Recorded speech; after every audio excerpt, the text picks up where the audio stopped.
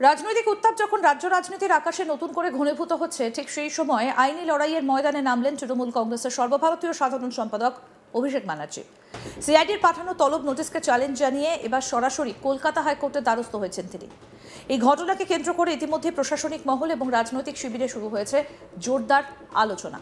সূত্রের খবর অনুযায়ী বিধানসভায় বিরোধী দলের বিধায়কদের স্বাক্ষর সংক্রান্ত এক জটিল তদন্তের অংশ হিসেবে গত সোমবার ভবানী ভবনে হাজিরার জন্য অভিষেক ব্যানার্জিকে তলব করেছিল সিআইডি, কিন্তু নির্ধারিত দিনে তিনি শারীরিক অসুস্থতার কারণ দেখিয়ে হাজিরা এড়িয়ে যান এবং তদন্তকারীদের কাছে সময় চেয়ে নেন। এরপরই পরবর্তী পদক্ষেপ হিসেবে তিনি সিআইডির ওই নোটিশের বৈধতা এবং গ্রহণযোগ্যতাকে চ্যালেঞ্জ জানিয়ে আদালতে দ্বারস্থ হন। এই মামলার প্রেক্ষিতে অভিষেক ব্যানার্জির পক্ষে কলকাতা হাইকোর্টে সওয়াল করেন তার আইনজীবী।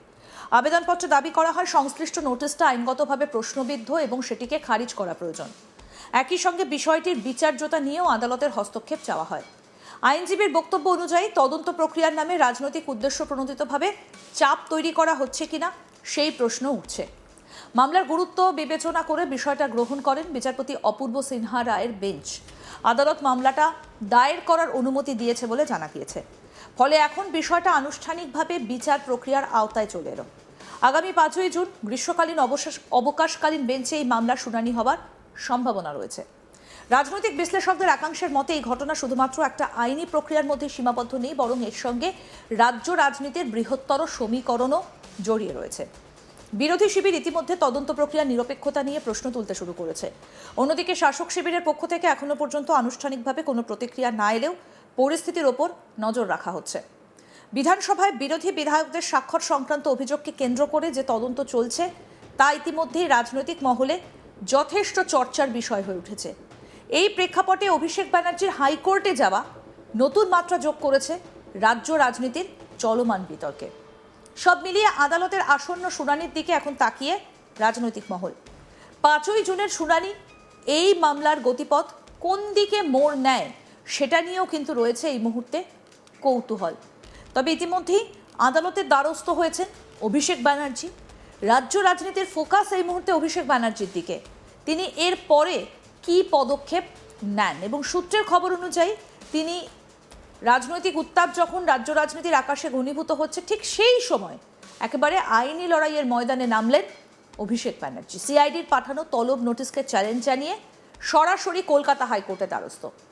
এই ঘটনাকে কেন্দ্র করে একদিকে যেমন প্রশাসনিক মহল এবং রাজনৈতিক শিবিরে আলোচনা শুরু হয়েছে, তেমনি অন্যদিকে উত্তাপও কিন্তু যথেষ্ট পরিমাণে বাড়ছে। আমাদের প্রতিনিধি মানস নস্কর কি প্রতিবেদন তুলে ধরেছেন দেখবো এবার। বিধানসভায় বিরোধী দলের বিজয়ী বিধায়কদের স্বাক্ষর জাল করার ঘটনায় তৃণমূল কংগ্রেসে শুরু হয়ে গেছে গৃহদাহ।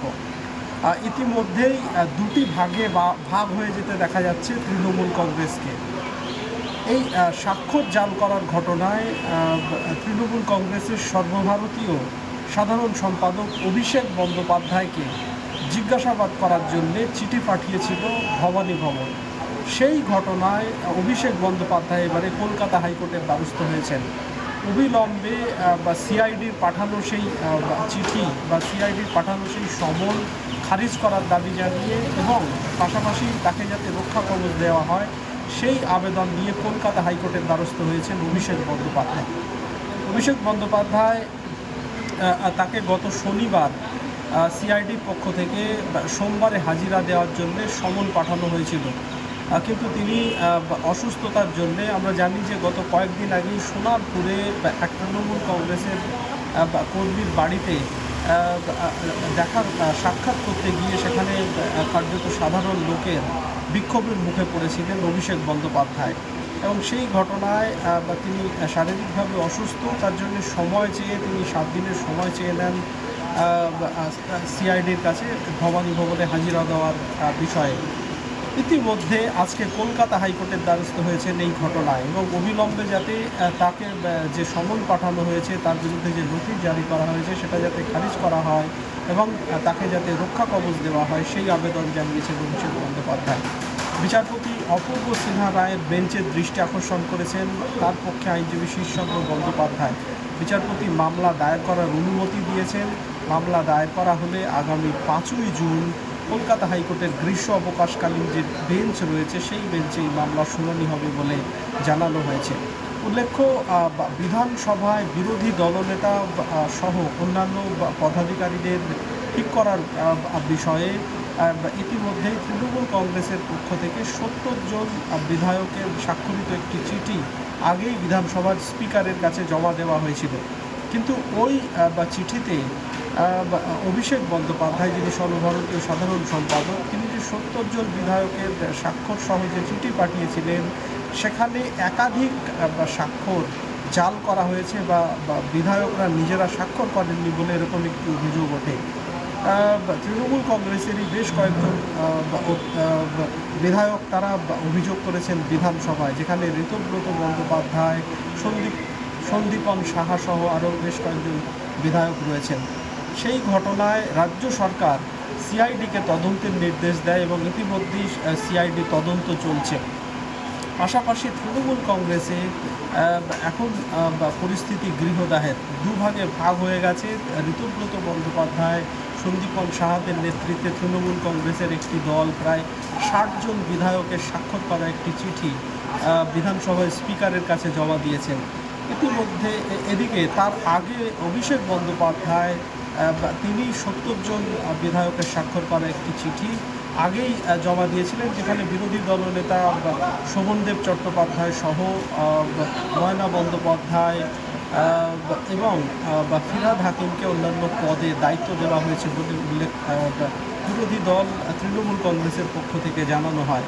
যদিও যেহেতু ওই চিঠিতে যে সমস্ত স্বাক্ষর রয়েছে বিধায়কদের, সেই স্বাক্ষর জাল করা হয়েছে বলে একটি অভিযোগ ওঠায় সেই চিঠি এখনও গ্রহণ করেননি স্পিকার। ইতিমধ্যে আজকে ফের বিধায়কদের, বিক্ষুব্ধ বিধায়কদের পক্ষ থেকে, যেখানে ঋতব্রত বন্দ্যোপাধ্যায়, সন্দীপন সাহারা রয়েছেন, সেখানে ফের নতুন করে ৭০ জন ৬০ জন, প্রায় ৫৮ জন থেকে ৬০ জন বিধায়ক তাদের স্বাক্ষর করা একটি চিঠি যেখানে জমা দেওয়া হয়েছে বিধানসভার স্পিকারের কাছে। ফলে তৃণমূল কংগ্রেসের মধ্যেই কার্যত গৃহদাহ শুরু হয়ে গেছে। এই পরিস্থিতিতে অভিষেক বন্দ্যোপাধ্যায়কে বিধায়কদের স্বাক্ষর জাল করার অভিযোগে যে সিআইডি তদন্ত করছে সেই বিষয়ে জিজ্ঞাসাবাদ করার জন্য তাকে সমন পাঠিয়েছিল ভবানী ভবনের পক্ষ থেকে। ভবানী ভবন থেকে সিআইডির পক্ষ থেকে সেই সমন পাঠানো হয়েছিল। তিনি শারীরিক অসুস্থতার কারণে গত সোমবার সেই হাজিরা এড়িয়েছেন। তিনি সময় চেয়ে নেন সিআইডির কাছে। ইতিমধ্যে আজকে সকালে কলকাতা হাইকোর্টের গ্রীষ্ম অবকাশকালীন বেঞ্চে বিচারপতি অপূর্ব সিনহা রায়ের বেঞ্চে আইনজীবী শীর্ষেন্দ্র বন্দ্যোপাধ্যায় তিনি এই বিষয়টি বিচারপতির দৃষ্টি আকর্ষণ করে জানান। বিচারপতি জানিয়েছেন, আপাতত মামলা দায়ের করার অনুমতি দেওয়া হচ্ছে। মামলা দায়ের হয়ে গেলে এই বিষয়ে আগামী 5 জুন যে গ্রীষ্ম অবকাশকালীন বেঞ্চ রয়েছে, অর্থাৎ শুক্রবার যে গ্রীষ্ম অবকাশকালীন বেঞ্চ রয়েছে, সেই বেঞ্চে এই মামলার শুনানি হতে পারে বলে জানিয়েছেন বিচারপতি অপূর্ব সিনহা রায়। আরও আপডেট পেতে দেখতে থাকুন আজ তাক বাংলা, সাবস্ক্রাইব করুন।